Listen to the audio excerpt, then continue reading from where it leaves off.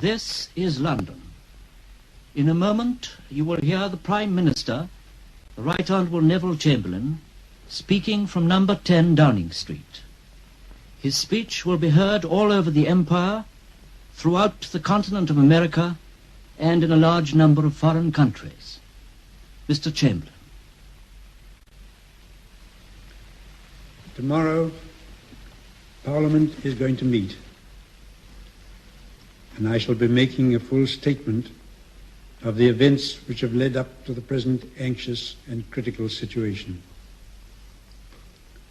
An earlier statement would not have been possible when I was flying backwards and forwards across Europe and the position was changing from hour to hour. But today, there is a lull for a brief time, and I want to say a few words to you men and women of Britain and the Empire, and perhaps to others as well. And first of all, I must say something to those who have written to my wife or myself in these last weeks to tell us of their gratitude for my efforts and to assure us of their prayers for my success. Most of these letters have come from women, mothers or sisters of our own countrymen. But there are countless others besides, from France, from Belgium, from Italy, even from Germany. And it has been heartbreaking to read of the growing anxiety they reveal and their intense relief when they thought too soon that the danger of war was past. If I felt my responsibility heavy before, to read such letters has made it seem almost overwhelming.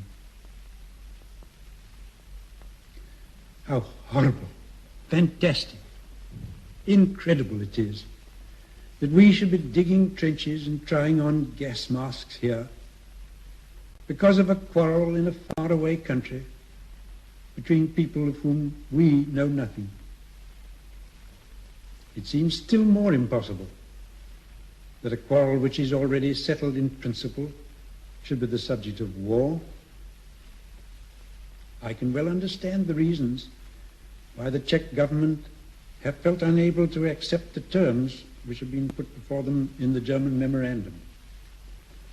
Yet I believe, after my talks with Herr Hitler, that if only time were allowed, it ought to be possible for the arrangements for transferring the territory that the Czech government has agreed to give to Germany to be settled by agreement under conditions which would ensure fair treatment for the population concerned. You know already that I have done all that one man can do to compose this quarrel.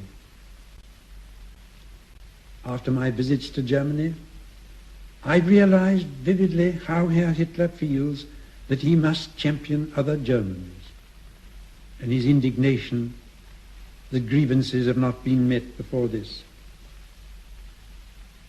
He told me privately, and last night he repeated publicly, that after this Sudeten German question is settled, that is the end of Germany's territorial claims in Europe.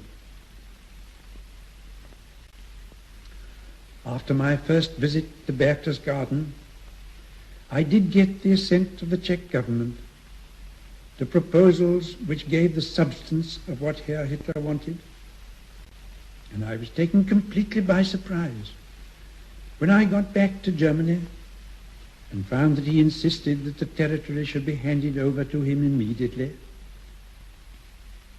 and immediately occupied by German troops without previous arrangements for safeguarding the people within the territory who were not Germans or who did not want to join the German Reich.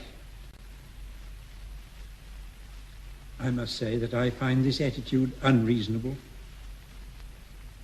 If it arises out of any doubts that Herr Hitler feels about the intentions of the Czech government to carry out their promises and hand over the territory, I've offered on the part of the British government to guarantee their words. And I'm sure the value of our promise will not be underrated anywhere. I shall not give up the hope of a peaceful solution or abandon my efforts for peace as long as any chance for peace remains. I would not hesitate to pay even a third visit to Germany if I thought it would do any good.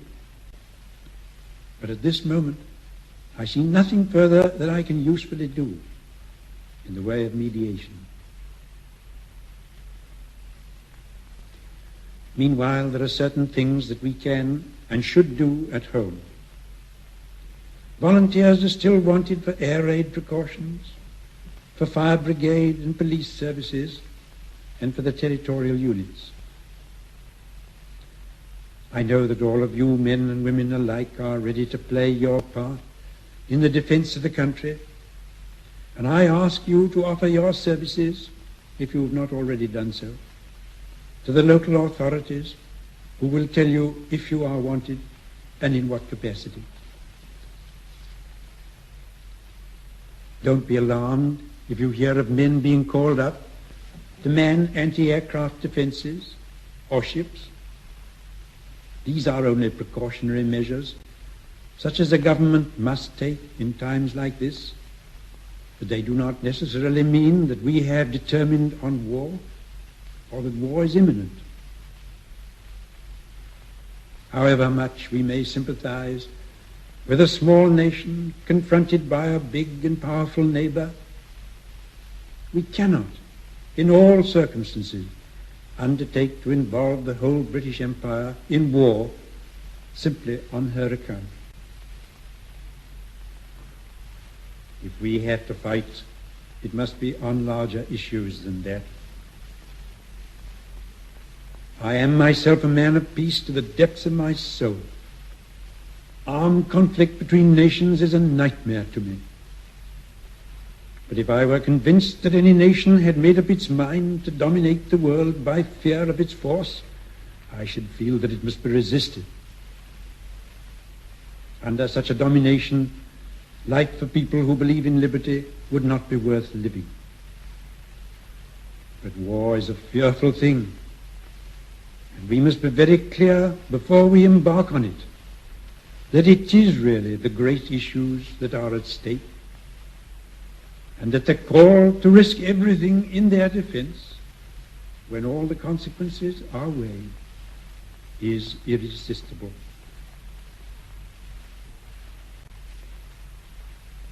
For the present, I ask you to wait as calmly as you can for the events of the next few days. As long as war has not begun, there is always hope that it may be prevented. And you know that I am going to work for peace to the last moment. Good night.